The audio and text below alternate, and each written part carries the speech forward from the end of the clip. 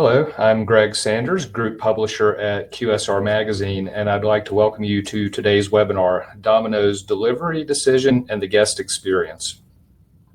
Domino's has maintained their position in favor of keeping delivery in-house rather than partnering with a third-party service. By focusing on tech innovations and using a fortressing strategy to open new locations, Domino's feels that they are on the right path to growth. However, they continue to face increased pressure and competition from the delivery aggregators. As off-premise sales continue to boom, is Domino's going to be able to succeed in this new environment? This is the scenario we will explore in the program today. So one quick housekeeping note before we begin. We will be taking your questions at the end of the program, but please feel free to submit questions at any point. And you may submit a question by clicking on the dialog box on the upper right-hand corner of your screen, then clicking the Questions tab. All right, now to begin. Our presenter today is Jessica Shelkuski, the Marketing Communications Specialist at Paytronix. Jessica, welcome, and please take it away. All right, great. Thank you, Greg. As Greg mentioned, my name is Jessica Shelkuski, and I work on the content marketing team here at Paytronix, focusing on the restaurant industry. Paytronix serves more than 350 brands in the restaurant space, and that number is growing all the time. We provide tools and services for restaurants and convenience stores to engage with their guests through loyalty programs, gift card distribution and redemption, mobile application development, messaging services, data analytics, and ordering and delivery. Shown here is a sampling of our customers. It's important to note that Paytronix has no affiliation with Domino's or any brand mentioned in this presentation unless stated. Any information regarding those brands derives from our experiences with them as consumers or from publicly available information.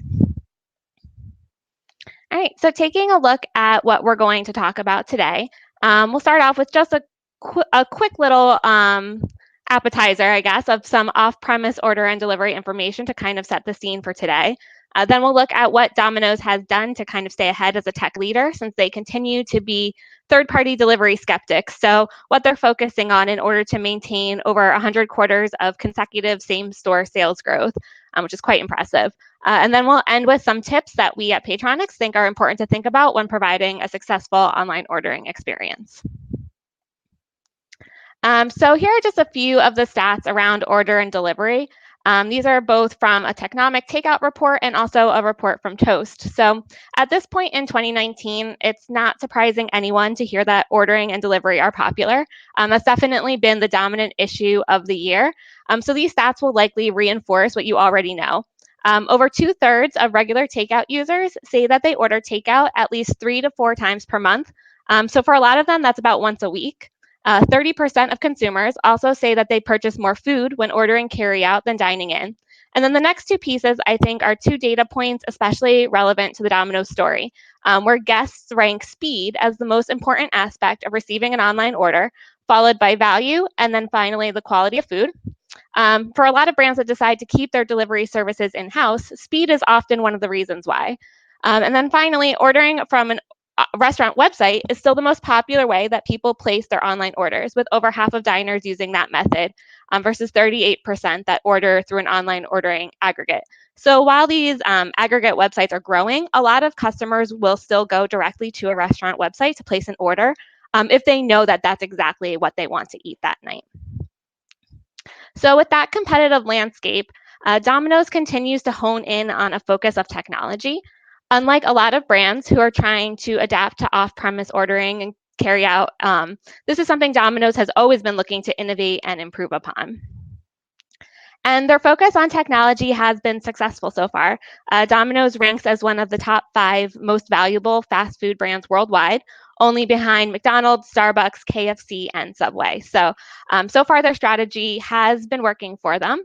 Domino's stores sell an average of 3 million pizzas a day across the globe, where they have over 16,000 stores in more than 85 countries. So they have a wide global footprint and are continuing to focus on opening more stores, both domestically and internationally, and continuing to expand that number of locations. We'll talk more about this a little bit later, but they also provide guests 15 different digital ways to order, and 65% of their sales are coming through digital ordering channels. And like I mentioned in the opening a little bit, all of this has contributed to 102 consecutive quarters of positive same-store sales growth. And one way they do this is through their focus on technology. This has been their strategy, is to really lead and innovate in technology. And some of their ideas might seem a bit out there, but they're always pushing in new directions to really stay ahead of their competition in this space. And then when we take a look back to see kind of what brought them to the point that they're at now, the technology focus isn't something new that they've started just over the past year. I know right now we're seeing a lot of companies acquire either AI capabilities or different companies, but for Domino's, this has been more of a long-term focus for at least over the past decade. So just pulling out a few of the highlights, in 2007, they launched their online and mobile ordering. In 2008, they came out with a food delivery industry first, which was their Domino's tracker, allowing Domino's Pizza customers to follow the progress of their order online from the time they clicked the place order button or hung up the telephone until their order was delivered. And this tracker is still a feature of their online ordering process. And then between 2011 and 2012, they launched ordering apps for Apple, Android, and Kindle, making it easy to order regardless of the device that they were on. In 2013, they made it even easier and quicker for guests to order by introducing their pizza profiles on Dominos.com. This gave the customers the ability to save their information and record their favorite order in as little as 5 clicks or about 30 seconds. So just making it super fast and convenient for people to place their orders. In 2013, they also added voice capabilities to their Windows Phone app. Voice ordering is something we're continuing to hear a lot about now, especially with Alexas and Google Home Minis. Voice ordering is definitely something we're hearing about now, but they were already thinking about it back in 2013. So they've been constantly updating and upgrading their tech offerings over the past few years. And when you think about the technology that Domino's has been embracing, you can really segment it into four buckets, looking into car technology, ordering, delivery, and also loyalty programs. So as far as what they've been embracing as far as car technology, in 2014, they unveiled ordering app innovation with Ford Sync systems, where customers who had a pizza profile on their Domino's mobile app, as well as within the Ford in-car connectivity system, they were able to place their saved easy order in just a few simple voice-activated steps through their car. They've also been looking into car technology as far as delivery. So just a few years ago, they launched the Domino's DXP, which was a specially designed and built pizza delivery vehicle, which can hold up to 80 pizzas and features a warming oven, as well as storage areas designed for easy loading and unloading of pizzas. So they've definitely been looking into cars as one area of technology that they've been pursuing. Also, they continue to innovate the ways that their customers can order. Back in 2014, they launched an online group ordering tool, which made ordering pizza super easy. And like I mentioned before, they also kicked off voice ordering. Not only for back in 2013, it was for the Windows Phone, but also by 2014, they have it for iPhone and Android as well. And then one of the other main things that they've been doing around ordering is their Anywhere ordering system, which is a whole suite of technology that lets their guests place orders in more ways than you could even imagine. So whether it's through text, through tweet, like I mentioned before, through cars, through smartwatch apps, or voice ordering systems, that all started also in 2015.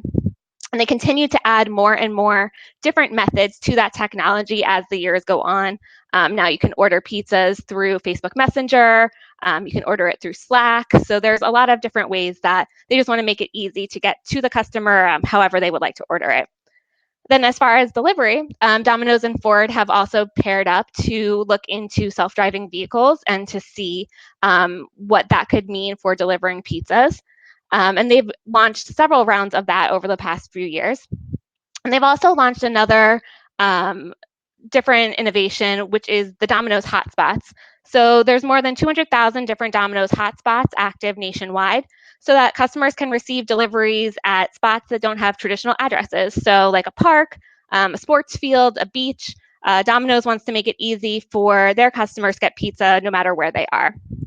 And then finally, the final bucket of their loyalty program, they launched their rewards program Piece of the Pie back in 2015. And in 2017, they became the first national pizza chain to offer points for members no matter how they order. So whether it was online, phone, or in-store, their guests could accumulate those points no matter how they placed their order. And they were the first national pizza chain to do that. So though Domino's has been focused on improving the guest experience and making it easier and more convenient to order, the world has started to shift around them. So throughout the years, while they've been a leader in a lot of those innovations, what originally made them stand out is also becoming more and more common. And a lot of advantage they had for coming out with those technologies first is starting to lessen as a lot of other brands are starting to catch up. Because the competition set has widened. So with the delivery boom that we're seeing now, customers can get pretty much any type of food delivered to them, where maybe 10 years ago it was maybe just pizza and Chinese food who had a pretty firm grip on ordering and delivery. But now you can get bagels, ice cream, burgers, subs. Nearly all restaurants are providing delivery in one way or another. So before, if a customer wanted to get a meal delivered, maybe their competition set was just those other pizzerias that deliver. But now it's basically every brand out there. So competition has definitely intensified. And to compound the problem, according to a survey by Technomic and Acosta, 85% of people don't know what they're having for dinner until just hours before mealtime. So this really helps the brands that have partnered with the third-party aggregators, because a hungry person who doesn't know what they want to eat can just go on and browse all the possible options, and maybe something will appeal to them that they hadn't originally thought about. Domino's has chosen not to go the third-party route, but instead continue to keep their delivery in-house. But meanwhile, their competitors like Pizza Hut and Papa John's have decided to be available on DoorDash or Grubhub to complement what they're able to do in-house and kind of get their brand in front of the mind of those hungry people. Morgan Stanley projected that third-party aggregates could compromise Domino's same-store sales growth by up to 2%, and that delivery companies in general pose a threat to about a quarter of their pizza chain's locations. For a brand who has posted so many consecutive quarters of same-store sales growth, this pressure from third-party delivery is a real threat to kind of continuing the success path that they've been on so far. So like I mentioned before, their rivals, Papa John's and Pizza Hut, have said that Grubhub and DoorDash have helped them expand into new markets and boost sales. But Domino's CEO has told the Wall Street Journal that the profit hit and reputational risk of working with the third parties isn't worth the extra revenue. But they stand by their decision, and they also agree that third-party delivery might take too much of the profit away from Domino's and its franchisees. So it continues to kind of double down on its own order and delivery technology, which will include GPS tracking to be rolled out by the end of this year. And they continue to focus on really two things: their fortressing strategy as well as the hotspot technology that we mentioned before. So with their fortressing strategy for opening locations, they want to be as close as to the customer as possible, so that the orders can get to them as quickly as possible with fresh, hot pizza. They want to bring those delivery radiuses just tighter and closer by opening more stores, so that the pizza can get to the guests as quickly as possible. Through this, if a person knows that they can get a pizza to their door in maybe 20 minutes from Domino's instead of 40 to 50 from a different brand, they're really hoping that's what's going to help push them across the finish line when it comes to the customer making a selection.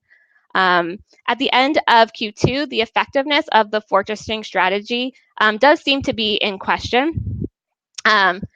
While it was their 102nd consecutive quarter of growth, it's also the 5th straight time that the domestic growth rate was lower than the previous year. So they're growing just at a slower rate. So these aggregators do start to take a toll on some of what their growth has been able to see. But some of the sales pressure is also a result of the fortressing, because as you're opening as many new stores as possible and tightening that delivery radius, some of it is having an effect on the existing store locations as well. Domino's opened 216 locations in Q2, 171 of which were international.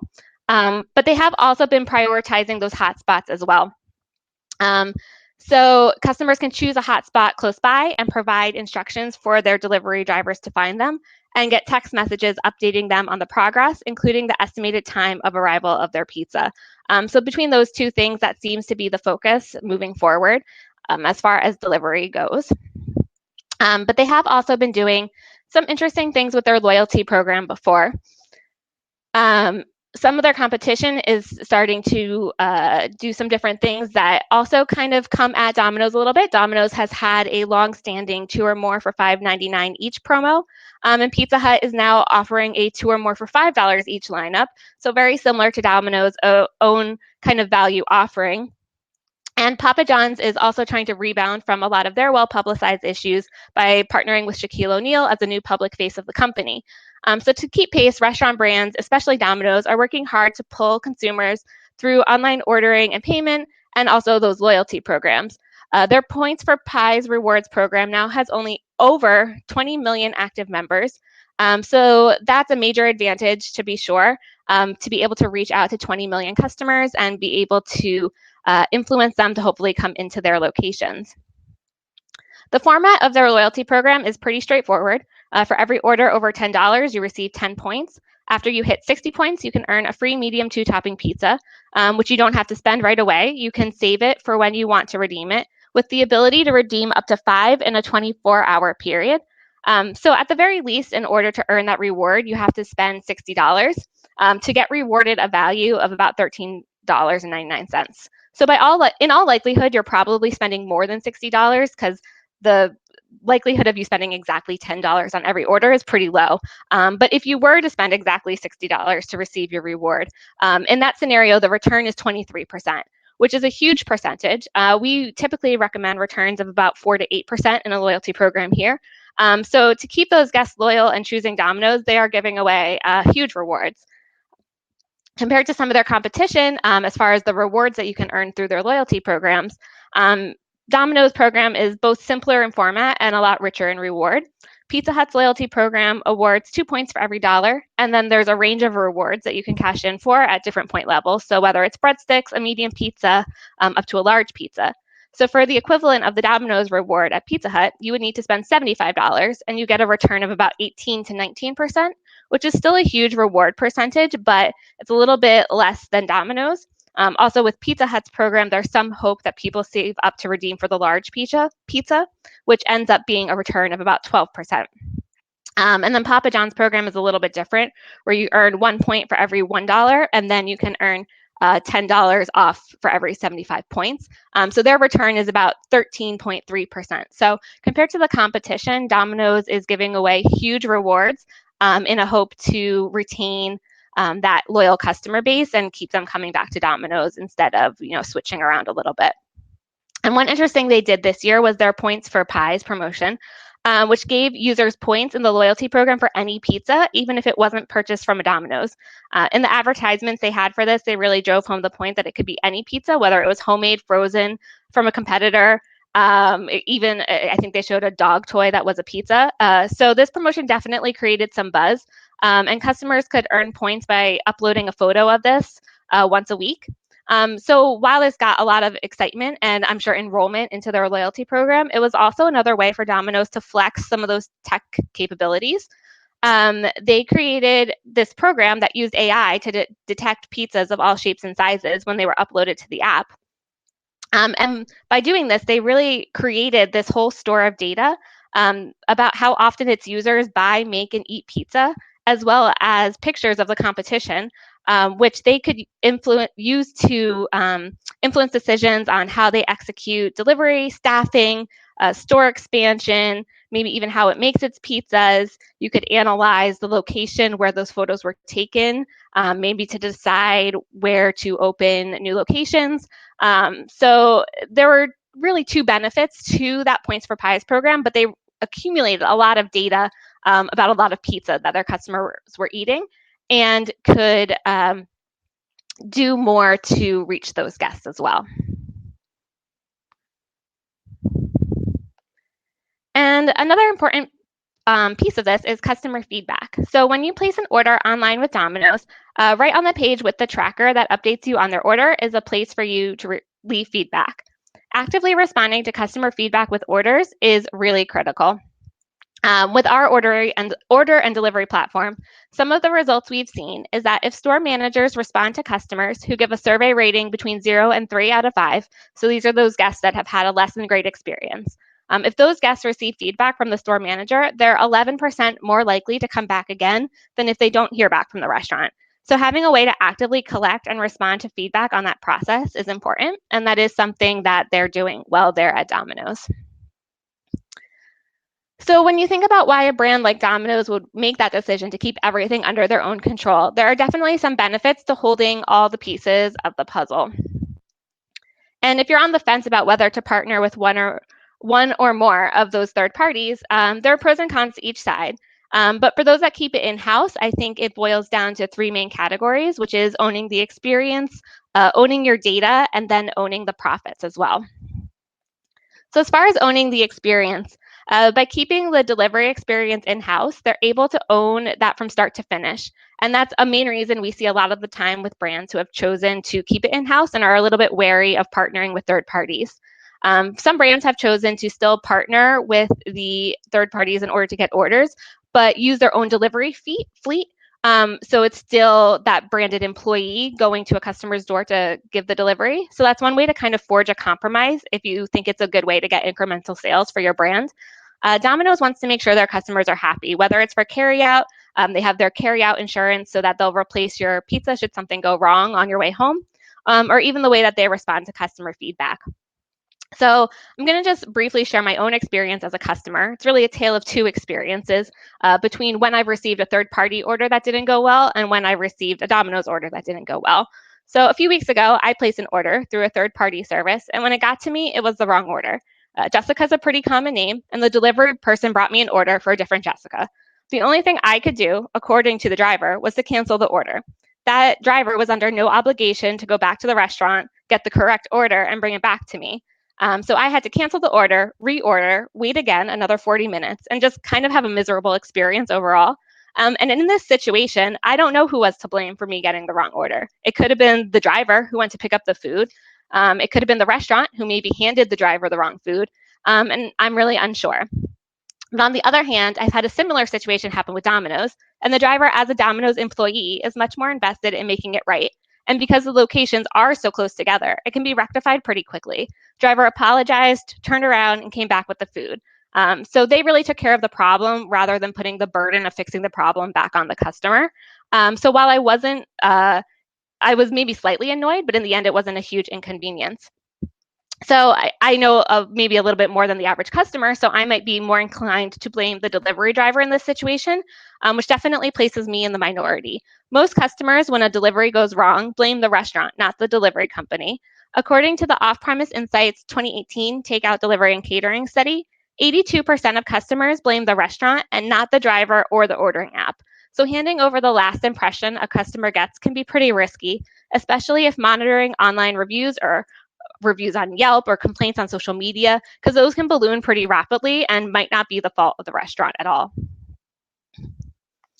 And then the next piece is owning the data. So while large brands can negotiate with third parties to have access to customer ordering data, depending on negotiating your contracts, you may or may not own that data. So to have all the ordering data in your control and fully integrated with your loyalty program can be pretty valuable. It gives you the ability to see all the orders your guests make, any differences between their on and off-premise behavior, and also give you information to craft promotions more individualized to a customer's visit cadence. Maybe a guest orders online every Tuesday, but comes on premise every Sunday. So you can get a really full picture of their visits and orders and time the right promotions at the right times, which that's something you might not be able to do if you only have half of the data. And then finally, owning the profits. For franchise locations especially, the fees that the third-party delivery services charge per order can place a strain on already slim margins. So one of the big reasons for wanting to keep this piece of ordering yourself is for the economics. And that's something that the Domino's CEO has also mentioned as a reason that they're a bit wary of it. What he has said is that when you look across the restaurant industry, it's not growing faster than when the aggregators first entered. They just view it as share shifting across channels and players, and the profit is being pulled out of the restaurants. So if aggregators are not growing overall traffic, for some brands, they might be just shifting native traffic to traffic that now comes with a fee as high as 30%.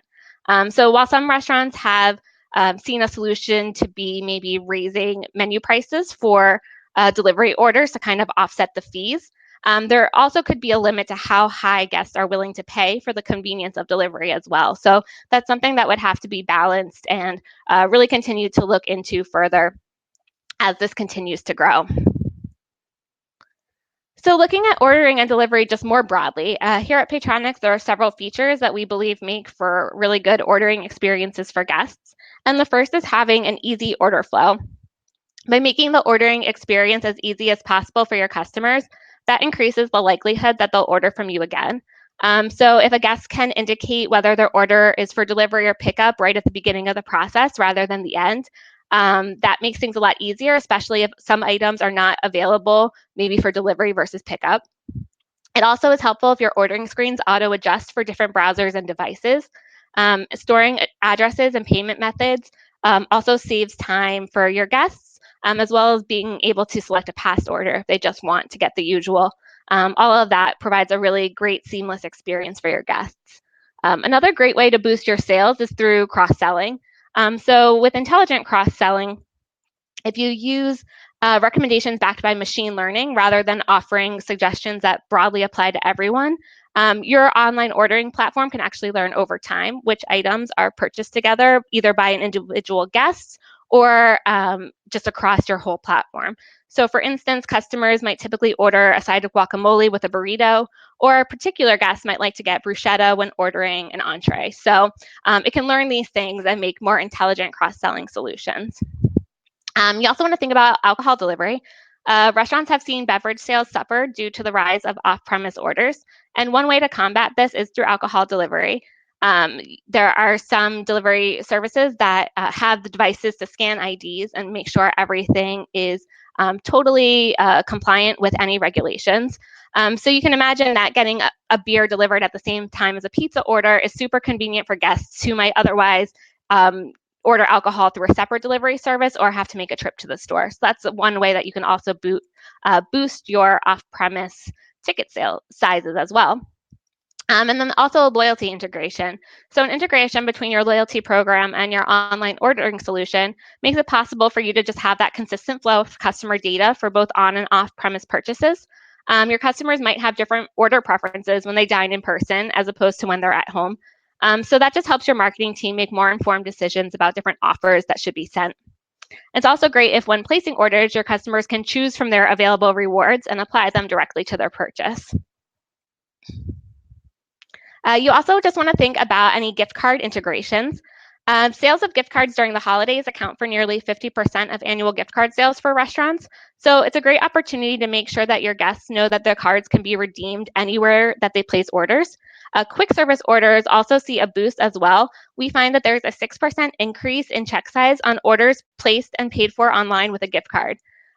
So having that gift card integration can also provide a boost to your sales when they're redeemed.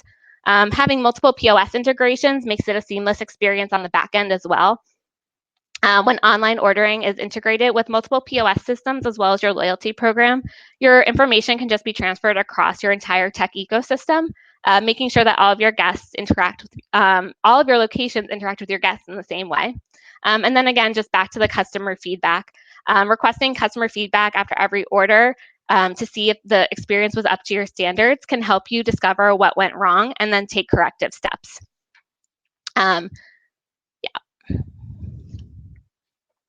So just to summarize, we know off-premise sales continue to grow and each brand is deciding the best strategy for moving forward. So for Domino's, that happens to be focusing on tech innovations and enhancing their in-house delivery. But there are pros and cons for whether you decide to do delivery on your own or partner with the aggregators. So it's something that you really want to kind of weigh out the pros and cons for. And making sure your ordering and delivery capabilities are fully integrated with loyalty program just provides you with as much data as possible and also makes the experience pretty seamless for your guests as well. So with that, I'm going to throw it back to Greg and take a look to see what questions you guys have sent in so far. All right, Jessica, thank you so much for that great information. And yes, as Jessica says, we will now turn to questions from our audience. And just a reminder, you may submit a question by clicking on the dialog box in the upper right-hand corner of your screen and then clicking the questions tab. So Jessica, first question for you.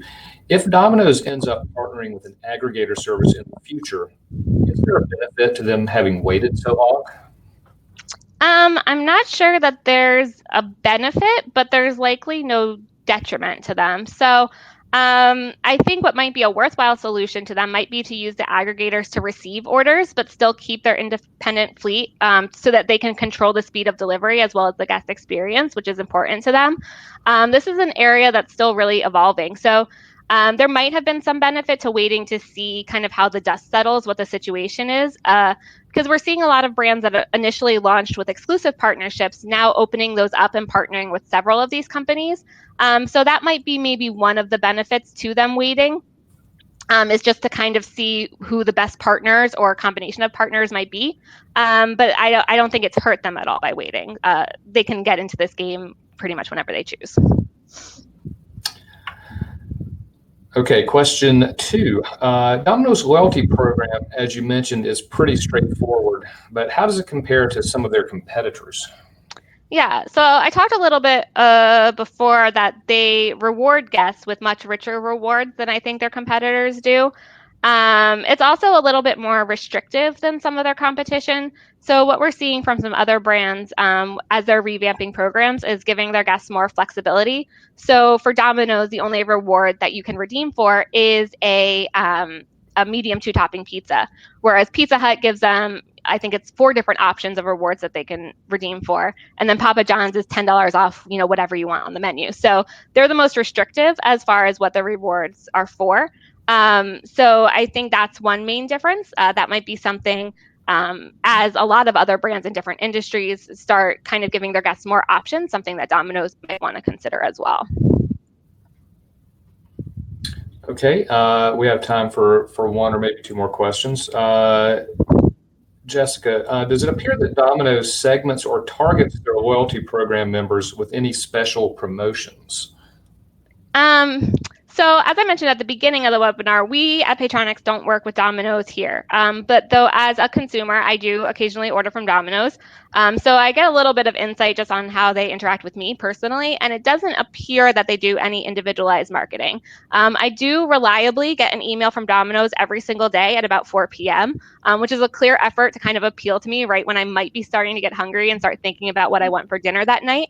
And they include my point balance in the email and letting me know how close I am to a reward.